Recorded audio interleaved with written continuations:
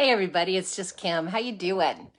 I decided, I know it's kind of late, at least over here on this side of the world. Um, I decided I was going to go live because I get asked a question from people who know us. Anyway, they quite often ask where Chet is because I do a lot of videos and unfortunately he's not in a lot of the videos. And so I kind of wanted to just talk to you guys just a little bit about that. Yes, I have a husband.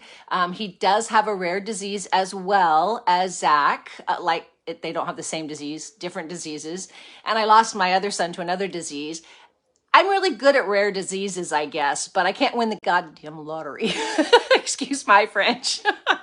But I got really good on diseases. So Chet's been sick for about 12 years or maybe 13 years. Anyway, so it is a rare disease. So what is sclerosing mesenteritis? And that's what he has. And this is going to be a very Reader's Digest version of it because there's not a lot of information about it because it is a rare disease. But what it is the mesentery that surrounds your small intestines ends up getting scars on it. How they get there, there's still a controversy how they get there. I think they get there one way. But anyway, long story short, what happens is those scars get hardened and they continue to get hardened and they grow sometimes. Some people have the disease and don't even know they have it and will never know they have it. Other people get it like Chet has it and are really, really affected. We've lost a few people with the disease, but he's in constant pain and constantly has issues with his stomach. So that's why you don't see him in a lot of my videos because a lot of times he just doesn't feel up to doing anything or going anywhere or doing anything. So that's kind of the short on what that is.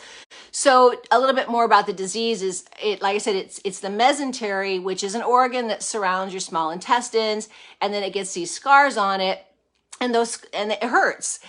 People who have SM, also it's sometimes called mesenteric panniculitis. So they're the same disease, and there's a few other names for it that they've recently come up with that kind of tie that all together. But these people are more prone to getting things like lymphoma and different cancers. I think there's a connection between it and endometriosis in women, but women do have SM as well, which is sclerosing mesenteritis. Hi, Lisa. I know, I wish the lottery was on mine. I need the lottery. I just get diseases. Fortunately, I'm healthy as a horse, so that's a darn good thing. I'm just old. But so I just wanted to explain that a little bit because some people, don't ever see him in anything that I do. And sometimes he looks miserable or a little bit angry. It's just because he doesn't feel well. And, it takes a toll on you when you're sick for that many years. And the weird thing is coming to Florida, he had a pain specialist that he worked with back in Idaho, and he had it somewhat, under control as far as pain management stuff. But Florida laws are so bizarre on opioids and whatnot. And I get it. I get there's an opioid addiction problem, but it hurts people who really are sick and who are really in pain because the doctors there's some doctors who won't even see him. They won't even look at him. They won't talk to him. They look at his records and they just won't even talk to him. So it's really kind of frustrating. They won't prescribe what he had back in Idaho. They won't even prescribe close. So he's kind of going through this frustrating time of trying to figure out what the heck he's supposed to be doing. So that's been a little bit hard since our move here. But other than that, we love being here. Even with all the bugs and everything else, we love it. The ocean's close. And to me, that's my salvation. But I just wanted to get on and tell a couple, because like I said, people ask me that. I don't know how to put the questions up there like other people do when someone asks a question. But people ask me, where's your husband? Are you married? Blah, blah, blah. Yes, I am. And that's kind of what his story is and why you don't see him in a lot of things. So that's really all I wanted to talk about tonight, was just kind of clarify that for people so that they would, knew that he is sick and that he does have problems, as well as like Zach has problems too. It's been kind of weird the last couple of days. I've been working with another family, actually two families who have one daughter and then a son with the other one, the same disease as Zach's. And then with the SM group that I work with, that I started years ago when Chet got sick and there was no information, we're constantly talking in that group. I don't talk in there quite as much as I used to. Hi, Karen. Just because, we're 13 years into it. I kind of have it there for new people when they pop in so they can get help and ideas, because it's really a frustrating disease because doctors will tell you the pain's not from the SM. Well, yeah, it is. And everyone who has it that's affected by it has the same problems. There's bowel issues, there's constant pain, there's terrible bloating, just all kinds of stuff that goes on with it. And the doctors, because they don't know enough about it, will kind of poo-poo off everything. They'll treat your symptoms, but there is no cure for the disease. So these people, like I said with Chet, you just kind of have to muddle through life, and, on the good days you do things, on the bad days you don't. And when he first got sick, there was a couple years there where he laid in the fetal position for a few years and couldn't get help from anybody because nobody knew what it was until we finally got it figured out.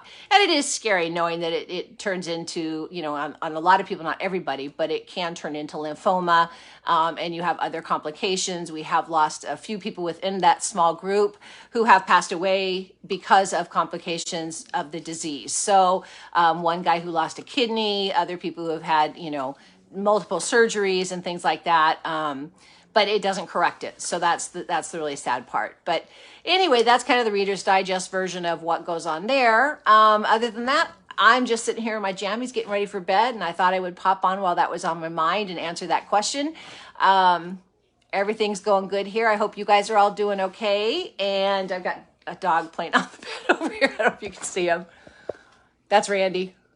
And that's Demon down below him. And then I've got Six behind me. I don't know if you can see him, but he's over there laying down. He doesn't feel good today. So that's why I'm in my jammies in bed already. So I'm going to watch some detective shows and probably do absolutely nothing. And I hope you guys are all having a good night too. And I really appreciate for those of you who jumped on here. It helps me. Facebook says we have to do a certain amount of lives. And so when I get on here and ramble, I apologize, but I'm just doing what I'm being told to do. So I hope you all have a wonderful night. It's Tuesday, right? Yeah, I think it's Tuesday. Is it Tuesday? Yeah.